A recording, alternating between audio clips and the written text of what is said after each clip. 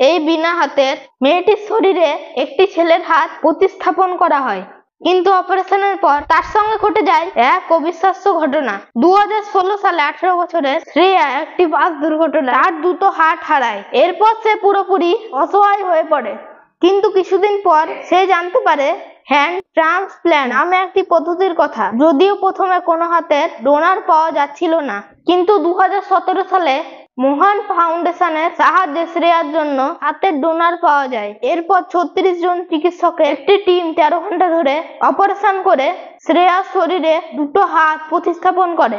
এই ঘটনার পর শ্রেয়া এশিয়ার প্রথম মেয়ে হয়ে ওঠে যার দুটি হাত একসঙ্গে ট্রান্সপ্ল্যান্ট করা হয়েছে। কিন্তু চমক তখন আরো বাড়ে যখন দেখা যায় যেহেতু এই দুটি হাত একটি 21 বছরের ছেলের ছিল, তাই এগুলো শ্রেয়ার শরীরের গঠনের সঙ্গে মিলছিল না। হাত দুটি আকারে ছিল অনেক বড় আর রঙও অনেকটা শ্যামলা ছিল। তবে চিকিৎসকদের তখন মাথা ঘুরে যায় যখন কয়েক মাস পর দেখা যায় সেই হাত দুটো ধীরে ধীরে আকারে ছোট হয়ে শ্রেয়ার শরীরের সঙ্গে মানিয়ে যাচ্ছে, এমনকি রংটাও ফর্সা হয়ে যাচ্ছে শ্রেয়ার মতোই।